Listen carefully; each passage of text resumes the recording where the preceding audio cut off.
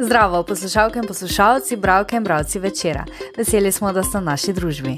To je Večerje zjutraj, dnevni informativni podcast, v katerem vam predstavljamo Večerove udarne novice dneva. Danes je ponedeljek, 2. marec 2026. Moje ime je Tjaša Gajšek. V nadaljevanju. Bližnji vzhod po sobotnem napadu ZDA in Izraela na Iran znova plamenih. Kakšne bodo posledice za svet? Objavili smo razpis za jubilejni 30. izbor nagrade Večernica za najboljše slovensko otroško in mladinsko literarno delo. Kaj v predvolilni kampanji politične stranke obljubljajo čezmejnim delavcem? Naročite se na podcast, da boste obveščeni ob izdaji naslednje epizode. Vse skozi smo z vami na večer.com. V soboto je Bližnji vzhod znova zapadal v vojaški konflikt. Združene države Amerike in Izrael sta napadli Iran, ta pa je silovito odgovoril. Raketni spopad tako poteka vzdolž celotnega Bližnjega vzhoda. Ameriški izstrelek pa je zraven številnih vojaških in civilnih žrtev ubil iranskega vrhovnega voditelja ajatolo Alija Hameneja.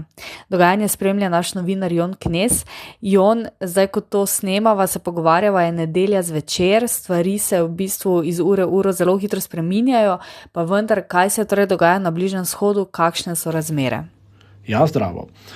Bližnji vzhod je v bistvu na robu vse splošnega spopada.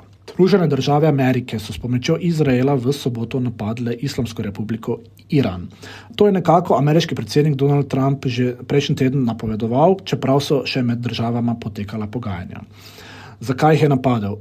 Najverjetnejši razlog za napad je v tem, da Amerika in Izrael že ves čas trdita, da Iran razvija jedrsko orožje, čeprav čvrstih dokazov za to ni. Ameriški predsednik je ves čas vztrajal, da Iran ne sme imeti jedrskega orožja, saj bi to pomenilo grožnjo za ZDA in cel svet. Amerika je torej s pomočjo Izraela napadla, na to je Iran takoj odgovoril z silovitim napadom. Še zmeraj vzdolž celotnega arabskega polotoka letijo raketni izstrelki, kar je prineslo ogromne smrtne žrtve na obeh straneh, popoldne, negotovost in strah pred še večjo eskalacijo in pa seveda v obglavljanje iranske države. Kaj pa pomeni smrt iranskega vrhovnega voditelja? Spremljali smo različne odzive, proteste v Iranu, Iranci v tujini pa so se njegove smrti razveselili. Ja, kot smo videli, je ameriški izstrelek zadev in ubil iranskega vrhovnega voditelja ajatolo Alija Hameneja, kar je najbrž največje presenečenje in tudi največja prelomnica v zgodovini 47-letne Islamske republike Iran. Da se je to zgodilo, so najprej v soboto zvečer po slovenskem času sporočili izraelski mediji, na to je to povedal še Donald Trump, no kasneje so smrt vrhovnega voditelja potrdili še uradniki v Iranu. Zdaj, kaj to pomeni? Ja, vprašanje. Spremljali smo, da se Iranci, ki živijo v Evropi in Ameriki, so njegovo smrt v bistvu proslavili. Šli so na ulice, se objemali med seboj. Vsaj kratkoročno to ne pomeni nič pozitivnega. Kajti Iran je že napovedal popolno maščevanje in okrepil napade. Zdaj eni trdijo, da to pomeni propad Islamske republike, ampak to vrstni zaključki so vsekakor prehitri. Kaj se zdaj dogaja v Iranu, žal zaradi odseka komunikacij ne vemo. Zato bomo spremljali razmere in zgolj upali, da ljudje ne bodo prizadeti, da ljudje ne bodo umirali in da se ti spopadi enkrat končajo. No, več 100.000 ljudi, med njimi tudi več 100 Slovencev je ostalo ujetih na Bližnjem vzhodu, ker so vsi letalski leti odpovedani. Kaj pravijo Slovenci, s katerimi smo govorili, se počutijo varne? Ja, tako je. S kolegico sva se pogovarjala z nekaj Slovenci, ki se trenutno nahajajo v Združenih arabskih emiratih. Eni tam živijo, eni so tam na izletu, eni pa so tam, ker bi enostavno so potovali kam dlje in so tam prestopali. Ni jim vseeno, kaj se dogaja, se razmere pozorno spremljajo, ampak poudarjajo, da ni razloga za preplah. Zakaj je, naprimer, to je ena zanimivost, zakaj so pod napadom Združeni arabski emirati, ki veljajo za mirno državo? Zato, ker se v teh arabskih državah na arabskem polotoku imajo ZDA svoje vojaške baze, ki jih zdaj obstreljuje Islamska republika Iran. In sogovornik je povedal, da sta s soprogo, ko sta se sprehajala po mestu, eksplozije nista občutila, sta pa oddaleč videla, kako se iz ene od stavb vali dim.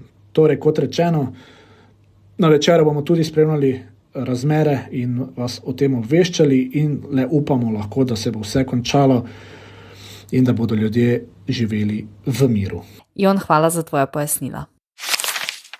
Odprt je razpis za jubilejni 30. izbor nagrade Večernica za najboljše slovensko otroško in mladinsko literarno delo. Za nagrado se bodo tudi letos potegovala izvirna pesniška, prozna in dramska besedila za otroke in mladino, ki bo prebrala 5-članska žirija in nato izbrala najprej 5 nominiranih del, potem pa najboljše med njimi in avtorici oziroma avtorju podelila nagrado na srečanju slovenskih mladinskih pisateljev Oko besede v Murski Soboti letos jeseni. Lani je 29. večernico prejel Andrej Eskubic za roman Lahko bi umrl na tem kavču z mano.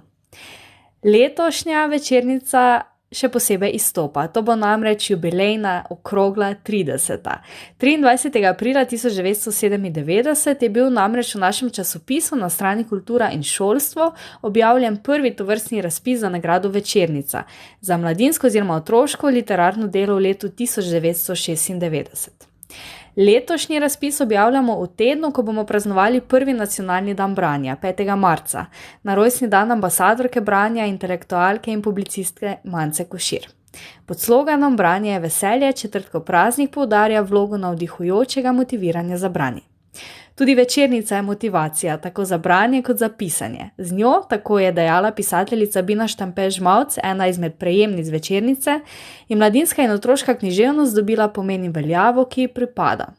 Tako je rekla, brez večnega prizvoka inferiornosti pri usporejanju s tako imenovano resno literaturo za odrasle.